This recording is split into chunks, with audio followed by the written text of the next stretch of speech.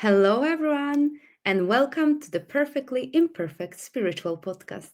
I'm Marta, a psychic medium, angel card reader, and a spiritual teacher.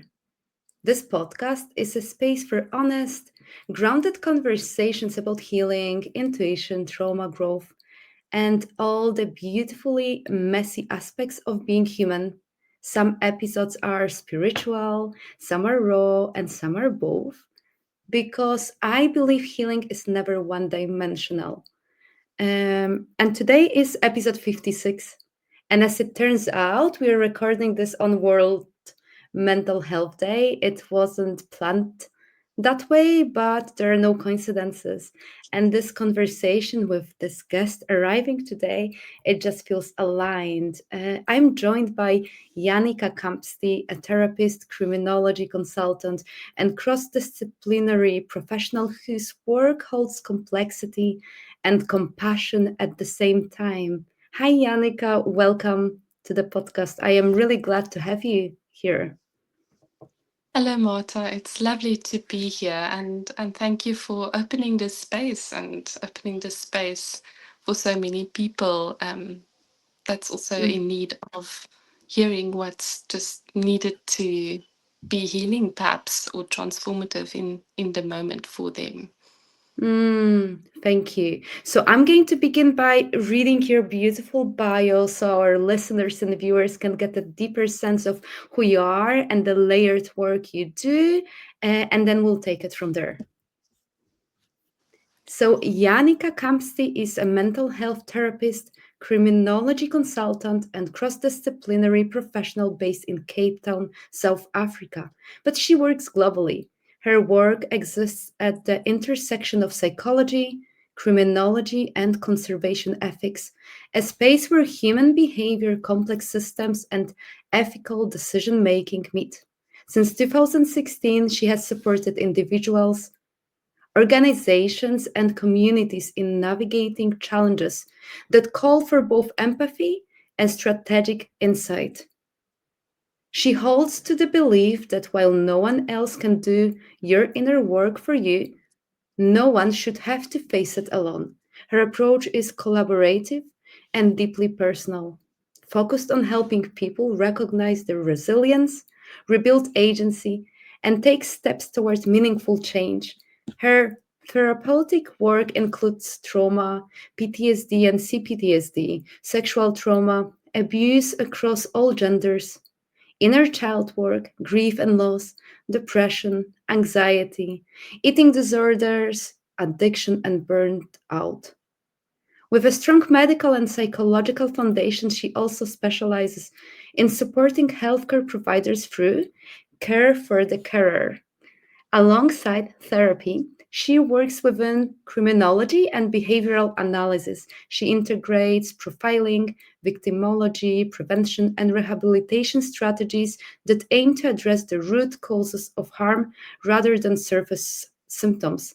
She has served as a victim support counselor with the South African Police Service, trained community members in trauma, debriefing, and self care, and facilitated supervision for fellow counselors. Another important part of her work is in conservation ethics. She helps develop coexistence strategies between humans and wildlife, combining psychology and criminology with ecological awareness. This cross disciplinary approach allows her to design solutions that consider both environmental realities and human well being. It also gives her the opportunity to collaborate with diverse stakeholders, from frontline practitioners to international conservationists, in ways that promote respect, integrity, and sustainability. And she's most at home in spaces that call for innovative problem solving, systemic insight, and compassionate engagement. Jane Goodall's words, I'm going to quote it here: what you do makes a difference, and you have to decide what kind of difference you want to make. End of quote. Continue to guide her. For her, that difference means bridging empathy with structure, bringing dignity into spaces of justice, and creating pathways of healing that reach beyond individuals to the systems and environments we all share. Well, let's dive in. Thank you again for being here. Yeah, thank you so much. It's really a big honor to be here, and I think, like you said, the coincidence that's never a coincidence being here on World Mental Health Day. I think there's so much that we can talk about, and I suppose talk about for hours and hours. But yes, here we are, and it's lovely to be here. Thank you. Thank you. Where shall we start? Well, something I find so powerful about your work, there are so many things that I find powerful, but um, one of the things is that it doesn't fit into one box, which I love. So most people work in a single domain, whether therapy, law, or conservation, but you live at the crossroads of all three. And that kind of cross pollination is, I think, rare and deeply needed. So I'm just wondering, how did these different fields begin to merge for you? How did it happen for you? Yeah. It's a very interesting answer. I think that I myself find still very interesting, and I didn't plan for any of this to happen. It sort of just fell together like pieces of a puzzle. Where as I started work initially in the mental health sector, it grew with my studies with the criminology part and with working in the medical sector, mental health sector as well. I think meeting people itself is quite transformative for a lot of instances where you meet people and you start a discussion, and from the one to the next it's like, oh, okay, so this is your background, this is what you're doing. Connecting with people, often in within spaces where there is a big gap for justice, reformation, healing gaps, where Mm-hmm. for me personally, I've experienced a lot of systems that's not really inclusive or perhaps trauma informed and doesn't really speak to our own authentic human nature. And about 2 years ago, I also was introduced to people who work in conservation, Mm-hmm. with a case where they were quite ugly, actually, conflict between humans and wildlife, and that extended beyond that into human on human conflict, because of the human wildlife conflict. And so it opened a new door for me, and ever since it's been a beautiful space and only a privilege to really be in. And it's an honor to be able to be outside of the box, that it's we open the boxes and we really actually need to think outside the box so much. Mm. And Yeah. were there moments where those different domains clashed because how systems teach us, well, how to heal or how to guide? Or have you ever had that moment, oh, that feels impossible to integrate? I'm curious about that. Yes, I think oftentimes it actually initially feels impossible. And I often stand with that question myself of why does it feel so impossible? And analyzing and investigating it almost, I 90% of the time come back to the conclusion that the systems that we live in, the systems that is perhaps designed within our modern day world, doesn't seem to really do justice for us as humans, for nature, and where it feels very much disconnected from our own values and things that align with us in human nature, and how we also coexist with one another and coexist with nature and wildlife within. And then begs the question to really say, so what then will make it possible? Mm-hmm. And sometimes that is still a big question without an answer, and maybe not an answer yet, but where there's hope, I think that is also a beautiful space to just start with and say, I don't know yet, but let's see where it takes us. Mm-hmm. Yeah. Beautiful. And I can feel it. And yes, I've already discovered a little bit about you. So I know you're clearly committed to deep, well, individual healing, but your work also shows up in the systems that shape people's lives. So I'm curious, for our listeners and viewers, would you be able to explain what systemic change really means to you? For me, it would mean personally, and what I've experienced so far, and I think there's so much that we can gain from lived experience, and not my own, but also people that I've had the privilege to be able to connect with. Um, Systemic change would mean that we would really look at why is things currently not working. Um, are we also open to looking at why they are not working? And I think for me, a big part of it also goes perhaps to the capitalistic side of things, where often in corporate settings, people are all focused on the outcomes and what can be achieved and what need to be achieved, and rushing and just Mm-hmm. sort of speeding through the rat race, where at the end of the day it leaves a lot of consequences and damages as a result. And I think damages on multiple dimensions, so to speak, um, where what will it actually bring for us in the end of the day, not just in our lifetime, but for future generations?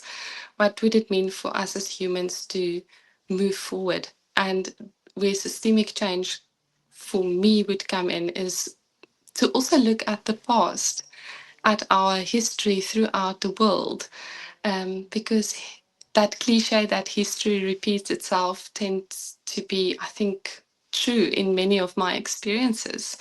What can we learn from that? How can we do things differently? How can we think differently? And how can we also connect with one another?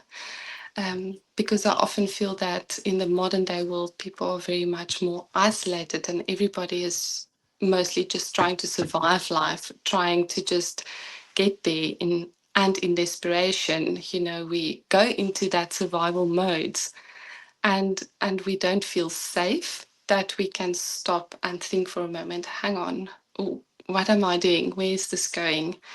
And to whose benefit will it be? And is it needed that someone should benefit from it? Or can we look at it from a community perspective and say, what does harmony and holistic well-being look overall? And oftentimes, especially in South Africa, I think there's this big gap where there are systems on paper, but the implementation is not possible for many reasons. And where people feel not supported by government systems, and also lose hope and trust in processes that should actually be there in terms of support and justice, and just creating lives for everybody that's worth living, where we were never meant to survive life, we were meant to thrive in life. Yeah. Mm. And what are some of the biggest roadblocks to making systems more trauma informed? Or like if we were to really gather the life stories of every single, whether patient, client of yours, whether it was in mental health or justice, because like what would they want, what because I keep hearing now from the spirit world that highly likely those voices are still not being heard, and there are other people who are really establishing those systems. So, what would it take to take on board more of the experiences and the voices of people who went through? Well, I keep hearing trauma now. I'll just ask you about that. Yeah, yeah. I think I almost got goosebumps now, because it's exactly that. In many of the real life experiences currently, um, people say that they are not being heard, they are not being understood. Um, and sometimes being a great listener on the systemic side of things doesn't mean to just listen, but it also comes to the component of comprehension. Even if viewpoints or value systems or belief systems might differ, or we might not all agree on one system or belief system, sorry, so to say, does it mean that we can still hold space even when other people have different viewpoints or different experiences, um, different sh- experiences that really shape their life up until this point? Are we really willing to be open to really listen and then comprehend? And how do we also then hold that space for people? What does emotional safety really mean? What does physical safety really mean? And how does it need to look like when we really start to listen to people who says, but the system is failing me? Mm. What would it look like then to integrate these things? Would it mean perhaps more trauma-informed education for people that works within the systems? Would it mean perhaps also looking at the systems itself? How do we care for the people within the systems, whether it's in the health sector, whether it's in the justice Mm-hmm. and criminal sector? How can we also support those people so that they can also show up? Because no one can pour from an empty cup. And when we have cups that's not at the bottom, or even not cups, let's say ponds or dams, that constantly has a high outflow of water towards all our responsibilities, taking that water, our energy from us. Mm-hmm. How can we reach a sustainable water level where we have enough so that we're not always desperate looking where to find water just to meet the basics, but to be able to hold space for people, and to be able to hold space for people, we also need to take care of ourselves. And I think it really goes then back to basics of how do we as humans care for ourselves and allow Mm. ourselves the grace and compassion that we often give freely to others. Um, because I think all the change can begin with all of ourselves at home or within our own lives. We often feel overwhelmed by, wow, I work within a system that I know is failing people. So I almost get despondent and say, but what difference Mm-hmm. will it make? But it will make a difference, because if there's just one person that felt heard and understood, even if you couldn't do something specifically for them yet, at least they were treated with dignity and respect, and in, knew that they mattered enough that somebody would make time and effort to really listen to them. Mm-hmm. Well, I have two different questions that keep coming. Like one thing, and I know you've touched upon it, what can those people who are in power do to support more? Because I think it's so important what you've mentioned, that it starts from that individual level. People frequently think, oh no, there is no point of even starting because the systems are there. But like, if you can talk a little bit more about what people in power in different institutions can do. And I know we've started talking a little bit about this, but I think it's so important. Yeah, absolutely. And I often wonder if we think about motivations and intentions. Mm-hmm. Um, are we in a position of power to make a difference? Are we in a position of power for our own egos? Why are we there? And Mm-hmm. I'm always very mindful of not just generalizing or stereotyping, but let's just be careful and perhaps do that introspection of why are we there, and what is it that I or we in positions of power can actually do differently, even in our own lives. Often I find it quite resonating also with the theory behind positive intelligence, where we get EQ and we get IQ, and a lot of people also believe that we get PQ, which is positive intelligence. And what I can explain it as, almost in layman's terms, I suppose, is that we have two driving factors. And I always see this picture in my mind of two engines, basically. The one is the survive engine, the other one is the thrive engine. Mm-hmm. And the survive engine within us, or in our mind, or in head office, I suppose, is fueled by fear based motivation. And I think that's often very well known, even if it's not consciously known. But for example, oh, if I don't go to work, I won't be able to earn money. And if I don't earn money, I won't be able to make a living and survive or care for my family. Oh, if I don't brush my teeth, it might rot and fall out and cause me health consequences. So it's almost that fear-based motivations at play of the driving force of why we are doing things. And if we look on the other side of things, at the Thrive engine, that fuel is basically love-based motivation. And Mm. it's often difficult to come by.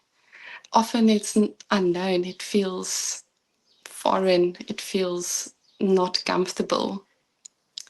And it's difficult to also go and look at where can we find that. And I almost want to say that could be the alternative resource that we can utilize, like instead of fossil fuels for actual fuel for actual motor cars, let's look at solar energy or wind energy or whatever the case may be. What alternative resources can we use? And if we think about that in our own lives, I think wherever we are, whether we are here, whether we are in a position of power, what difference would it make if we tap more into love based motivation? Because Mm. it will become us, and that will pay forward and flow more naturally. Yeah. Mm. And what advice would you give to someone who feels defeated by the slow pace of system change? And do you believe is it possible for someone to heal personally while still existing inside harmful structures? I think it's definitely possible, but at the same time, also very, very difficult and Mm. very, very much complicated as well. And there's so many complex layers to that. Um, but if anyone ever needs anything to hold on to, think about how your survival rate so far is 100%. And that's pretty amazing. And some days we wake up with 80% energy, other days we wake up with 5% energy. Um, but we end up still giving the full 5%. And then does it really matter how much we gave, or did it matter with what intentions we gave it? Because we still tried our best with what we have in the given situation, and that's more than good enough. And sometimes just paying forward something as simple as kindness or a small Mm. gesture of just having grace for someone, or just grace for ourselves, especially when we are in a difficult situation and it feels so hopeless most of the time. How can I honor myself today? Or how did I honor myself today in the smallest of ways? Perhaps in saying that, well, I know it's not okay and I don't feel okay, but it's okay to not be okay because it Mm. doesn't define who we are. And something that is often difficult, for a lot of people, and myself included, is that if we could separate our own self worth from achievements and needing to be better and do better, especially when we feel that there's just a stone wall in systems that's failing us, what would that look like if we can show ourselves a little bit of love that we all deserve, but don't always feel that we do or don't know how to do it? Um, just thinking about that it doesn't mean that I'm a bad person or that I am broken or failing. No, not at all. Maybe there's something within the system that's failing, but it doesn't mean that I'm a failure as a result of it, even though it might often feel like it. Yeah. Mm. And I would love for you to talk a little bit or a lot about, well, I know for your care for the carer work, you support people who support others, so therapists, doctors, first responders. And so how do you help people reconnect to their own needs after they've been so externally focused? And I'm curious whether you have suggested, or maybe you would be able to mention about some boundaries or rituals that have helped those people personally to navigate their, well, the professional work with their personal one. Yeah, yeah, absolutely. Um, I often make use of the example of a pond or a dam where we are the pond or the dam or the vessel, and the water inside is our energy. And all the crops, the fields, the animals that would get water from this pond or dam, it's all our responsibilities. Um, and we can look on the outflow side of things to say, maybe there's a field that's planted with succulents, for instance, that's Mm-hmm. currently getting water every day, but it could actually get water once a week and might even prefer and would even perhaps flourish by just getting water once a week. Or are there perhaps a field or a piece of land that we don't have to plant on this year or this season? Not meaning that I'm a bad farmer, but looking at I am the farmer, this is my farm, and I'm allowed to prioritize what's important to me right now. And not planting this season doesn't mean that I'm never going to ever plant there again. It might just mean for now I'm just reevaluating and looking and moving things around and work within my capacity that I have. So to I would normally offer to say, perhaps look at what is currently taking your energy. And Mm-hmm. it's okay to do a, almost want to say, a risk assessment of do you think the things currently taking your energy is in its rightful place? And that's where the boundaries would come in. Do we close the tap a little bit? Do we close it completely?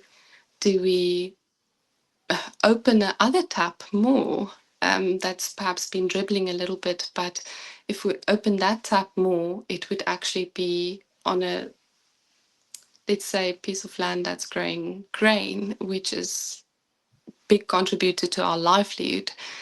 Would that actually yield a bigger harvest? And is that the right way to prioritize my boundaries? And on the other side, where do we get our water from? Um, Mm-hmm. in South Africa, we have a lot of wind pumps. So the wind pump is always standing right next to the dam, but the water will only actually be pumped into the dam or the pond effectively when the wind is turning and turning the spikes of the wind pump so that the wind pump generates that energy to pump the water in. And I often advise for people and suggest, because I absolutely believe that everyone is very much capable farmers of their own farms, um, that look at what gets your wind pump turning. What are the things that gives you joy? What recharges you? What re-energizes you? And multiply and amplify that. And Mm-hmm. it's often hard for people that's often givers by nature, um, because I can also include myself. We often feel like imposters, even like, okay, but I also need to practice what I preach. And I know it in my head, logically, it makes sense. But in my heart, it often doesn't feel that way. And for some people, and there might also be a link to past experiences or perhaps even trauma where they have never experienced that care and compassion. and now they are in a healing profession or in a caring position, and they give so freely because oftentimes they never experienced it themselves, and the pain of that void that it created in their lives was Mm, so enormous that they wouldn't wish it upon anybody, not even a mm, stranger. mm, And it's also okay to say, how can we turn that inward mm, also onto ourselves? Yeah. mm.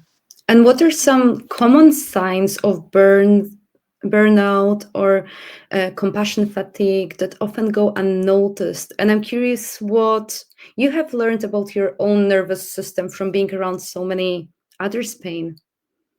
Yes, absolutely. I think the moment that we start to not enjoy the things that we normally do, and it normally starts subtly, exactly like you say, it will go unnoticed for a long period of time. Um, being more irritable, being more tired, or finding that we are harder on ourselves, saying, oh, but I need to be able to do better. Why do I feel that I don't really feel I have the energy or the motivation today?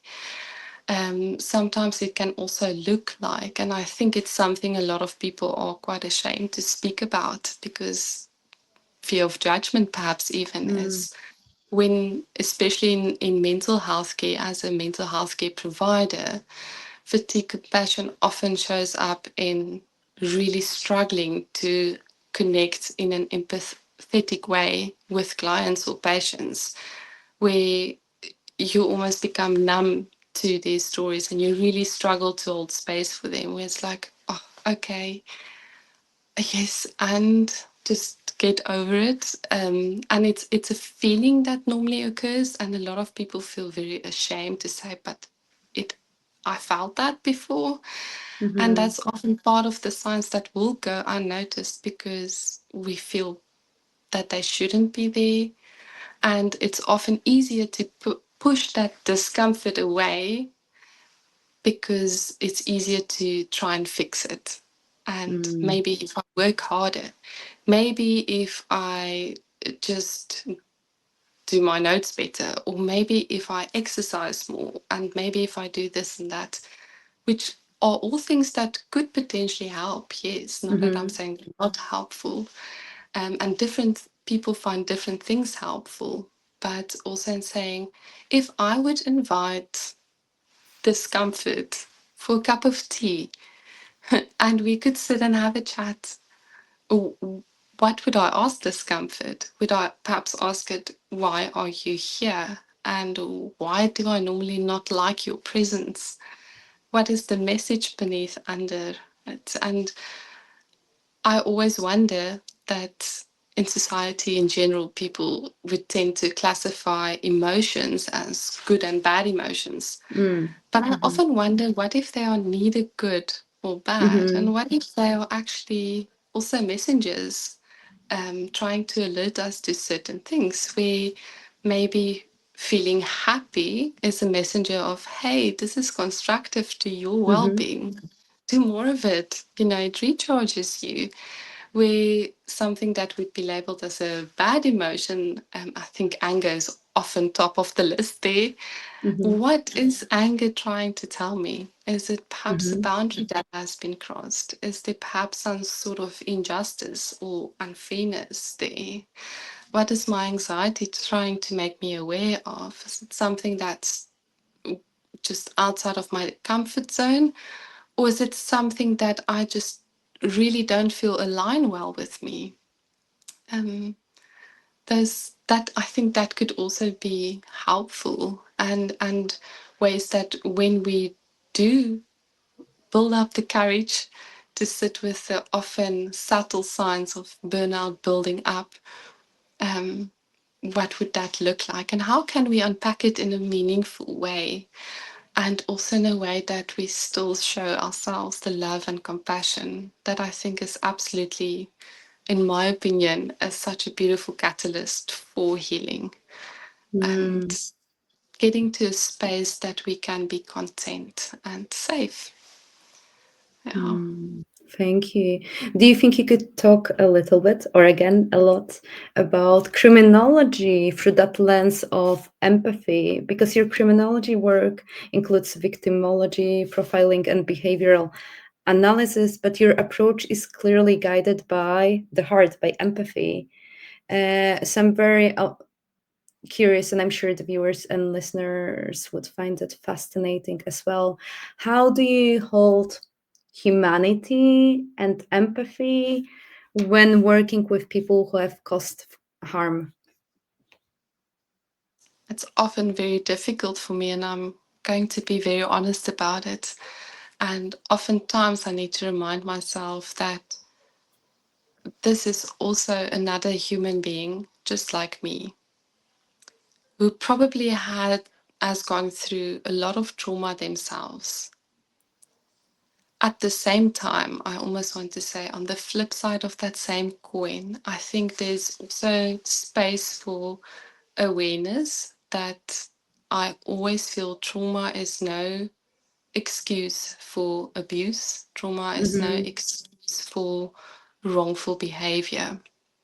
And it's also about the power of choice mm-hmm, because life is hard and we often are at an impasse where we need to make a choice and we feel that we are at a catch 22 because damned if we do, damned if we don't. But what choices do we make, and what choices did somebody that would be considered by law a criminal make?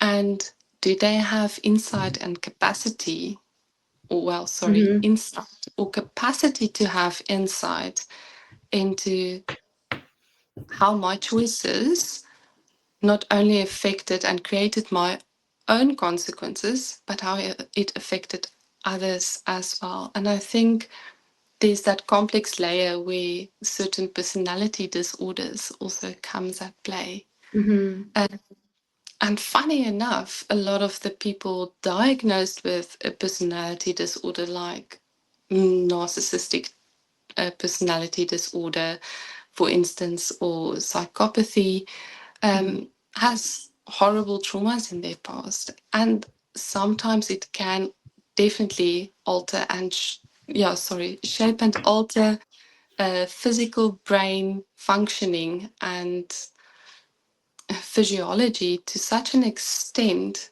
that there is no longer capacity for insight. Or with some personality disorders, people are also believed to be born, sometimes even with some sort of physiology that's not there, a component of the human brain that's not possible to activate or fire up. And I'm definitely not an expert in that field. And I mm-hmm, think there's a lot of people that will have even more insight into the depths of that and the neurophysiology and biology around it as well. But sorry, to come back to your question, it's often difficult to hold that space if you come across somebody that has committed evil things and often feels that that person must be evil then because it's difficult to compute in our minds how can someone do these things, how do you even get there? And mm-hmm, that those are the real struggles that I, I've seen victims of crime also faced. The absolute destruction it has caused on so many levels in life. And I think there needs to be also space in the bigger society system around how we view criminality and criminal justice. Um, where do we take it back once again to our own core systems, families at home? Um, how do changes there at the baseline affect our society when people grow up and become adults? How will that early childhood development influences also change the bigger system? Because those are the people that will be within systems whether you are on the side of the system designer or the system implementer, or whether you be on the receiving or the benefactor side of the system. Mm-hmm. Yeah, so I think there's so much that is just there, and it's so complex. And I just also want to say that even though I think a lot of people can hold space and have empathy for people who are considered by law as criminals, it's never to be disconnected from how their actions have caused harm and hurt, and how people are often struggling at dire levels of circumstances and just hardship to try and navigate through that and try to find healing in a meaningful way. Mm-hmm. And what does rehabilitation mean to you? And how does it differ from punishment? I think rehabilitation also needs to consider whether a person has capacity and insight into, number one, accountability Mm-hmm. and making changes or choosing differently. I think if that could somehow be a factor that could be considered and could be at the forefront of how we look at rehabilitation, because unfortunately there are people who's not always considered to be a candidate for rehabilitation. And I think punishment would differ from rehabilitation in the sense that rehabilitation looks at reform and how can we make changes to possibly reintegrate into a system, just as how we would rehabilitate an injured bird. Care is provided looking at holistic well-being and harmony. To such an extent, can we release this bird back into the wild, into nature? And I think that's also what rehabilitation should look like for us as humans. And I think punishment would go as to, there's this beautiful quote, and I can't remember whose quote it is, but what is fair is not always just. And I think punishment could link to that, because what would the purpose of punishment be? And is somebody that is being punished capable of understanding what that punishment means? And would they be able to learn from it? Or is punishment perhaps incarceration, because we need to remove people or remove access for certain people from society because of the harm and destruction that is caused? And what do we do then? Mm-hmm. Um, yeah, so Yeah. sorry, And if I we hope could, that answered no, the it's question. it has, and I would like to ask you about victims of abuse, because from my personal experience, and then not only, I know so many of us, I can include myself as well, get re-traumatized by the systems, and I'm curious, if you could redesign one aspect of the criminal system, what would it be in order to be more empathetic and more supportive towards the victims? Uh, yes. Yeah. I think that is really an important question, and something that is also personally close to my own heart. Um, there needs to be more room for how we treat victims. And treating victims almost feels like the wrong language, because I think Mhm, power of language itself plays a big role in the system, especially the justice system, where how we engage with victims, how we engage with fellow human beings makes a difference. And I'm not entirely sure how it works everywhere in the world. But what I can speak from a South African point of view is, normally when you go to the police station and you need to report crime, you stand in a very long queue. Normally, the police station is overworked and understaffed. So, proper staffing would be a solution that could benefit or contribute. Um, but also training staff within the system, and not just South African system, but to be more trauma informed, to be more aware of what does it look like when somebody is in shock, for instance. What does it look like when somebody sits in front of you and is scraping the last pieces of courage together to report domestic violence or sexual trauma or any type of abuse? Um, how do you make space for that person? Do you take that person in a more private area of a said police station? Do you perhaps, if you are a male officer, ask the person in front of you, would you like a female officer present Mm-hmm. or a female present? Um, Ask that person what is going on. And oftentimes people sometimes go back and they are judged just for that, because the complexities that happen psychologically and emotionally aren't always understood. And I think knowledge is power. So to educate people in the system more.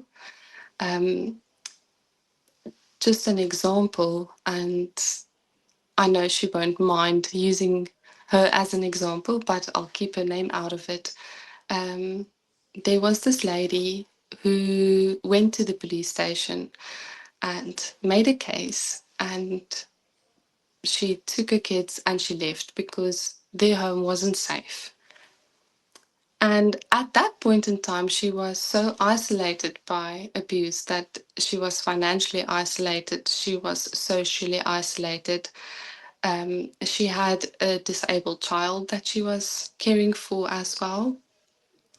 And the system couldn't provide her with the necessary resources for her to even just temporarily be safe, so that she and the kids didn't have to go back to the house that it was no longer safe in, where she ended up going back because she had no other choice. She said if she was alone, she could figure it out, but having her kids with her, there was just no choice. So she went back. And family, close friends that she still had at that stage was like, "Are you crazy? Why are you going back? Then are you even being abused? Because why would you go back?" But people don't understand that it was Mm-hmm. just a survival mechanism that she had to apply.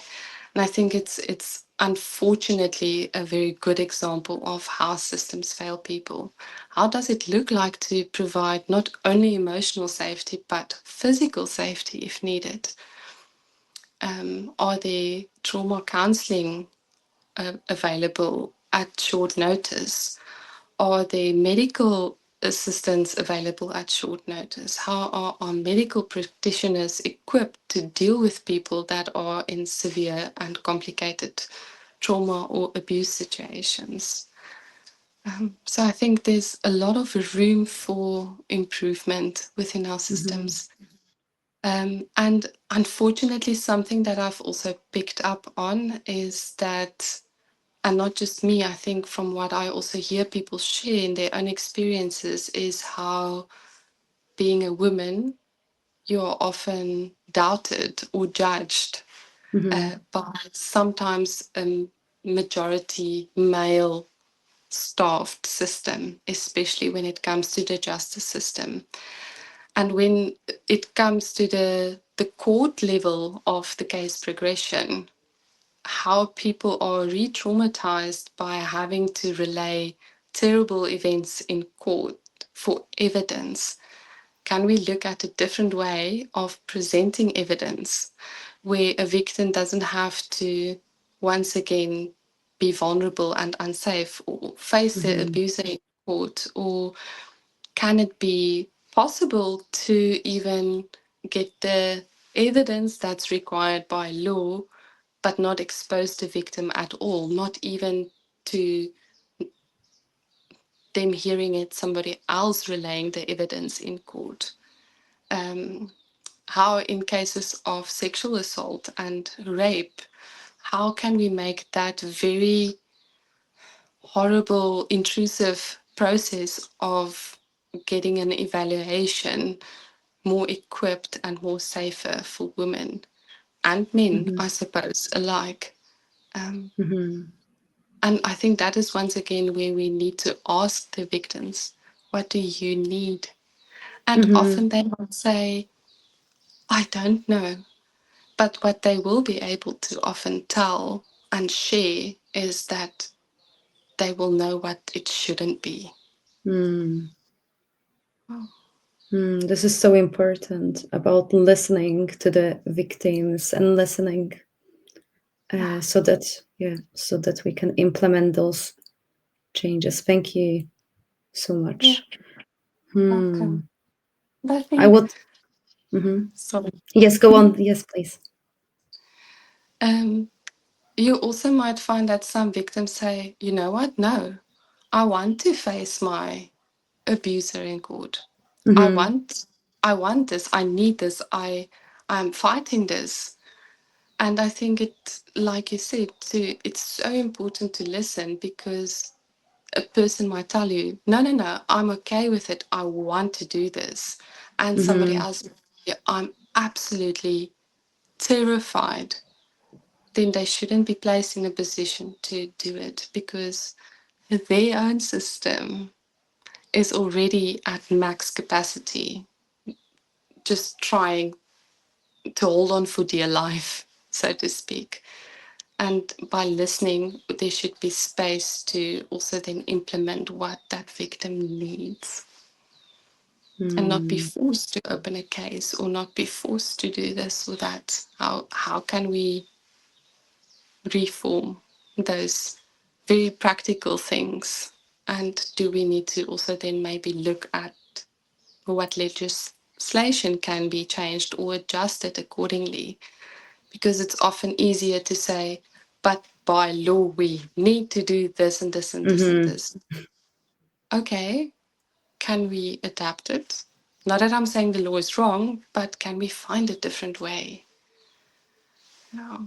Mm. And how can victims of any abuse support themselves or find ways of healing themselves while the systems continue to be the way they are, with a hope that they are going to change? But like, yeah, I'm curious whether you could give some hope or maybe some practical advice for anyone so that they can get their agency back and they can do something about their own healing. Yeah, I think to reach out and to reach out to whether it's someone you trust, because trust is a big thing here, Mm-hmm. um, or reach out to a professional that is equipped to assist you. And sometimes it takes a lot to reach out, but when we can't have trust in ourselves, there always will be someone that will trust on behalf of you and will hold that until you are ready to do it yourself.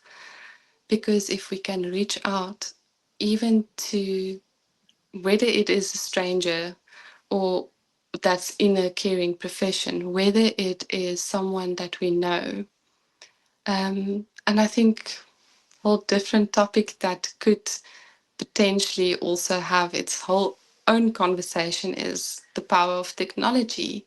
How Mm-hmm. can that also be available with the correct and adequate information for people who are perhaps completely isolated and don't know even how or who to reach out to?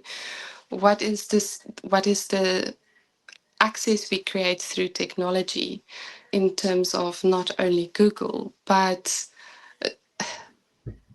chat forums or crisis lines that actually work, that Mm-hmm. actually is accessible. Um, because when we connect, we open the door to also connect with ourselves again, because that connection and self-love and self-belief is often completely destroyed through abuse and through various horrendous traumas that's been happening. And that is why I think that sense of community is so powerful. And we really cannot do it alone. And doing it alone is absolutely traumatic on itself. Mm-hmm. So I think what I would say is reach out if you can, to anybody that you feel safe with, or any qualified assistance that you can access. And also, do not give up. I know hope is sometimes cruel and hope is sometimes very difficult, because if everything is dark, it's very difficult to see the light, or even look for the light, or believe that there is still light. But please don't give up. Um, each and everyone out there that's in these type of situations are absolutely precious.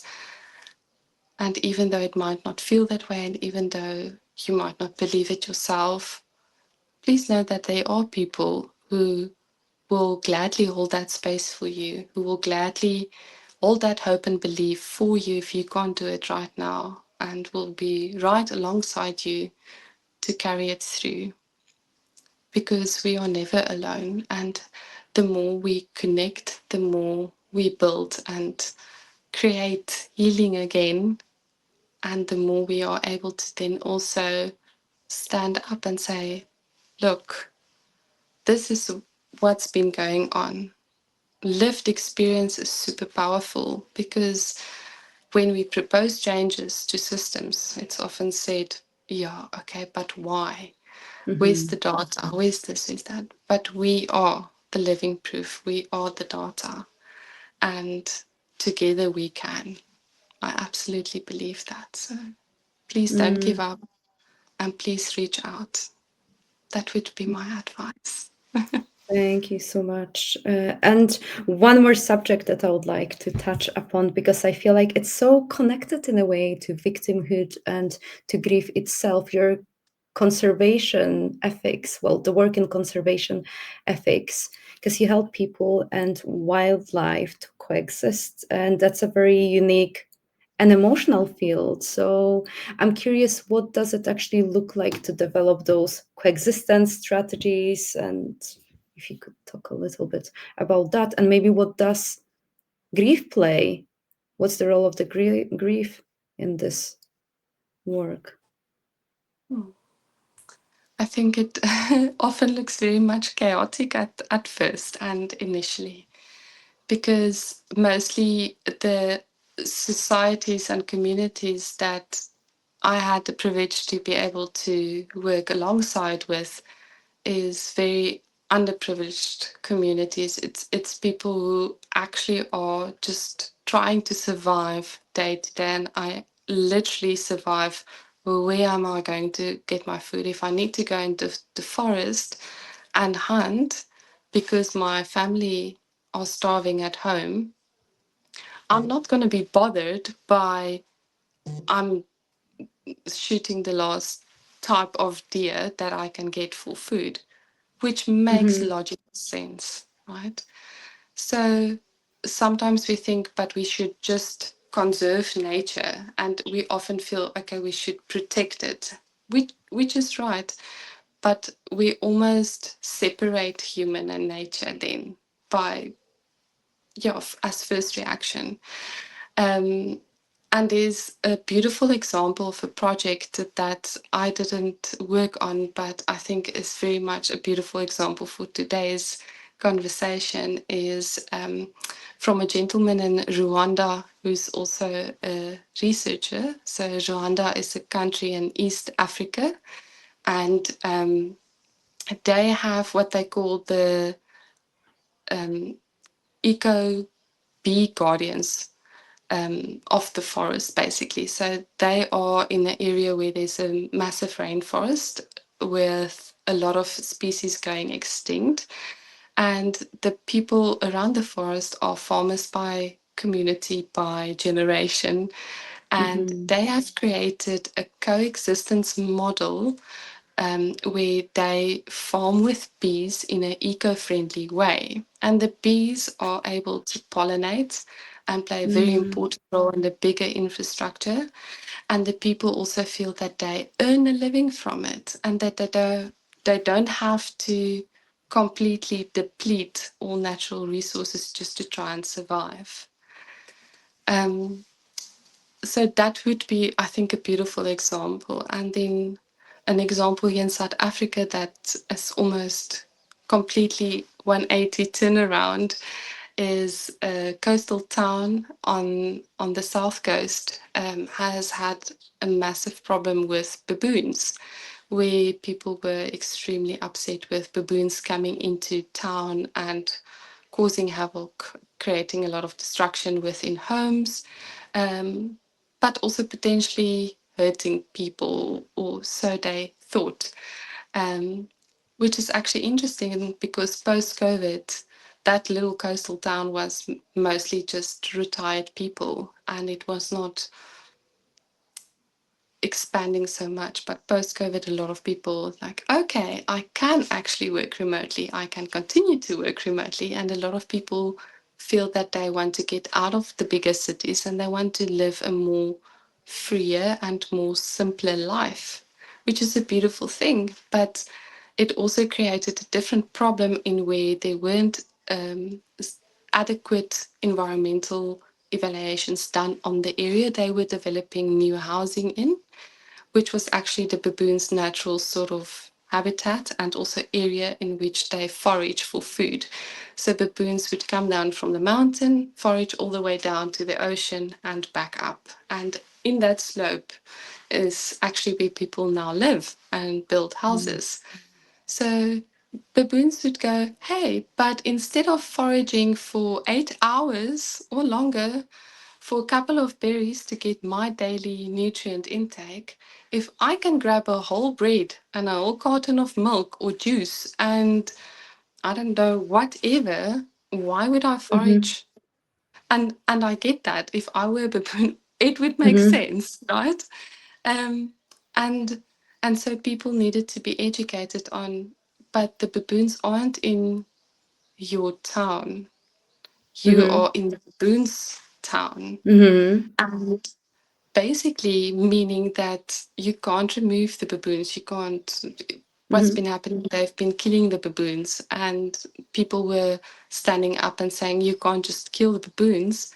And the people that stood up and said, "You can't just kill the baboons," got held at gunpoint and things like that. So it came to let's around the table and have a human discussion on what are your frustrations, and once again Mm-hmm. to listen, to hear, to comprehend both sides of the story, and to really then work with how can we meet each other in the middle.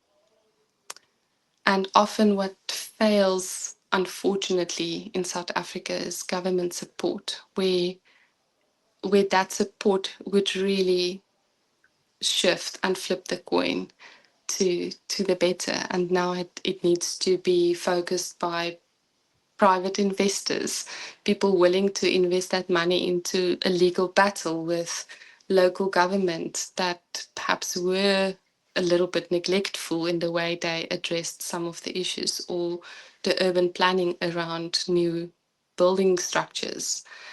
So yeah, that I hope it answered your question.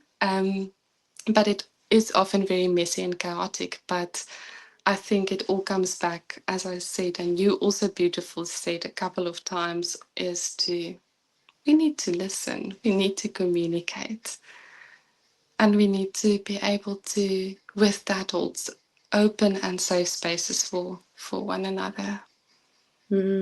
I love it. And any final thoughts, any final message that you would like to leave the listeners and viewers with? Yeah. Um, I think what comes to mind right now for me is a very beautiful quote from Dr. Seuss that says, "Those that mind do not matter, and those that matter do not mind. And does that matter?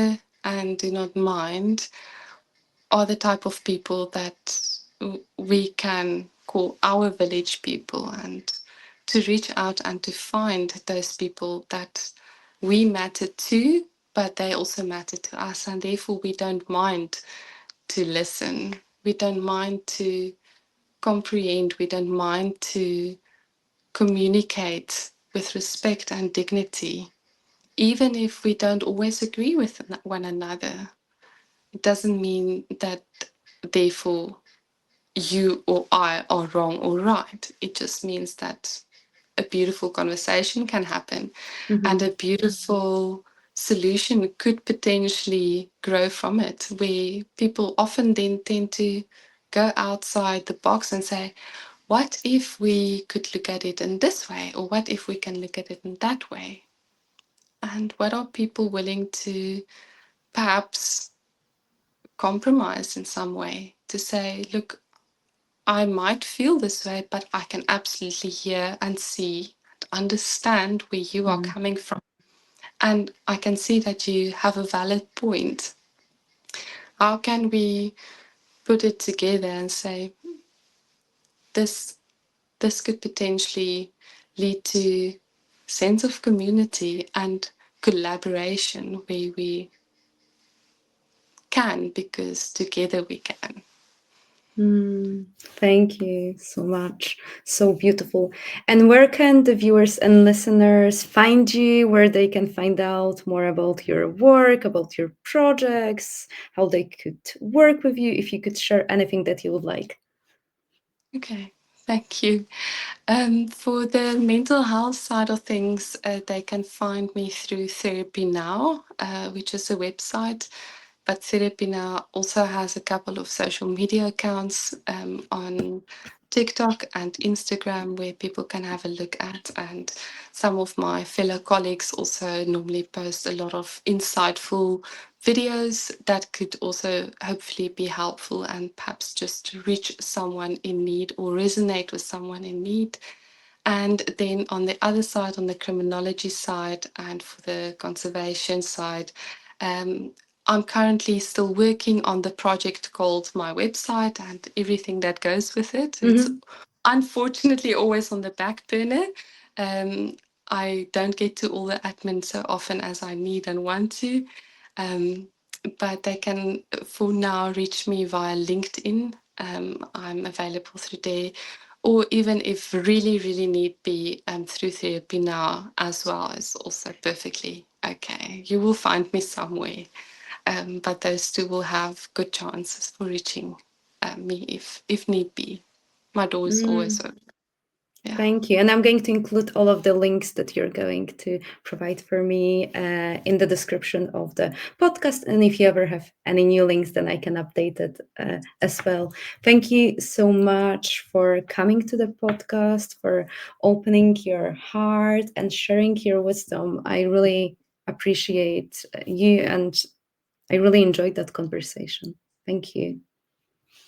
Thank you to you as well, Marta, and thank you for having this platform so that people can connect and reach out and also learn more about options that they might have, because I absolutely believe that knowledge is power. And thank you for also holding that space for so many people. And I think it's beautiful in the way that you are also being present with your own specialities and unique experiences, which is absolutely very valuable and also just as precious as you are. And please also continue to take such good care of yourself as you do for everyone else.